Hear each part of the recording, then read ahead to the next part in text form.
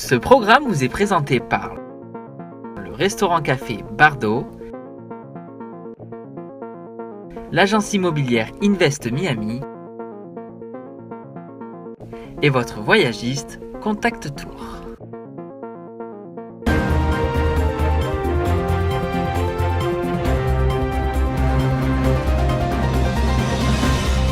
Bienvenue sur Bonjour America, je suis Audrey Mazins et vous présente l'actualité du jour.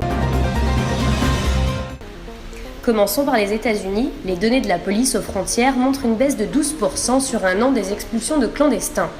Les expulsions d'immigrés clandestins se sont ralenties aux États-Unis au cours des 3 premiers mois de l'administration Trump, malgré la promesse du nouveau président américain de donner un coup d'accélérateur au renvoi des sans-papiers. Selon la police des frontières, 54 564 personnes ont été expulsées du territoire américain depuis l'arrivée de Donald Trump à la Maison-Blanche le 20 janvier, soit une baisse de 12% par rapport à la même période de l'année précédente et un tiers de moins que début 2014. Les données de l'organisation indépendante Track Immigration montrent que les tribunaux chargés des dossiers migratoires croulent désormais sous les cas d'expulsion. Selon cette source, les dossiers en cours ont bondi à 540 000, soit environ 100 000 de plus qu'en fin 2015. Il faut en moyenne 600 jours pour régler un dossier. Toujours aux États-Unis, l'un des homicides policiers les plus choquants de ces dernières années est entré dans un épilogue judiciaire.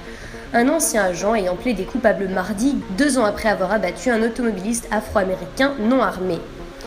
Michael Slager, un ex-policier blanc, échappera ainsi à un futur procès. Sa peine sera déterminée ultérieurement par un juge.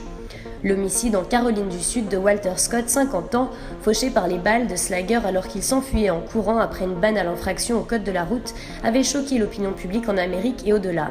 Sur la vidéo des faits, filmée avec un téléphone portable, par un témoin, on voyait le policier alors âgé de 33 ans tirer à 8 reprises sur sa victime qui s'écartait, la touchant 5 fois dans le dos.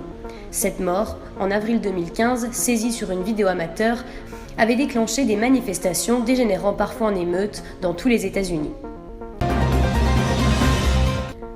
En France maintenant, les 2 finalistes de l'élection présidentielle, Emmanuel Macron et Marine Le Pen, se livraient ce soir devant des millions de téléspectateurs pour un duel déterminant à 4 jours du second tour, une des dernières occasions de rallier les indécis ou les abstentionnistes.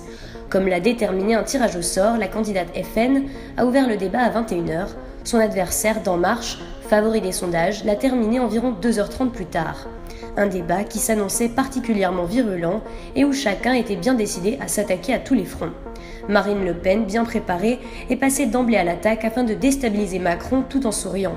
Macron, pour sa part, a dénoncé la crédibilité de Marine Le Pen en revenant sur ses va-et-vient des derniers jours sur l'euro. Un débat animé qui sera analysé à nouveau demain soir. Partons en Russie où avaient lieu des retrouvailles glaciales entre Angela Merkel et Poutine à Sotchi, au bord de la mer Noire. La chancelière allemande Angela Merkel et le président russe Vladimir Poutine n'ont pas surmonté leurs divergences mardi sur les principaux dossiers internationaux comme la Syrie et l'Ukraine, prônant toutefois la poursuite de la coopération entre Moscou et Berlin.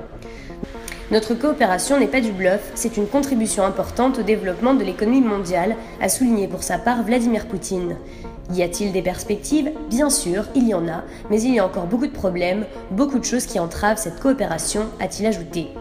La chancelière allemande a par ailleurs appelé Poutine à user de son influence auprès du dirigeant tchétchène Ramzan Kadyrov pour que les homosexuels soient respectés dans cette petite république du Caucase russe où la presse indépendante russe, les médias occidentaux et les ONG de défense des droits de l'homme ont fait état de persécutions homophobes. Le Québec emboîte le pas à l'Ontario et encadrera les programmes de fidélité tels Air Miles afin d'interdire notamment l'expiration des points. La ministre de la Justice, Stéphanie Vallée, a présenté le projet de loi 134 à l'Assemblée nationale mardi. Ce projet de loi répond entre autres à une demande de la coalition Avenir Québec qui réclamait en février l'interdiction pour les commerçants de modifier unilatéralement leur programme de récompense au détriment des clients. Il contient aussi des mesures pour moderniser les règles relatives au crédit à la consommation, encadrer les contrats de service de règlement de dette et les contrats de crédit à coût élevé. Il obligerait entre autres les commerçants à mieux prendre en compte la capacité de rembourser des consommateurs avant d'accorder du crédit et faciliterait la cessation des paiements préautorisés perçus sur les cartes de crédit.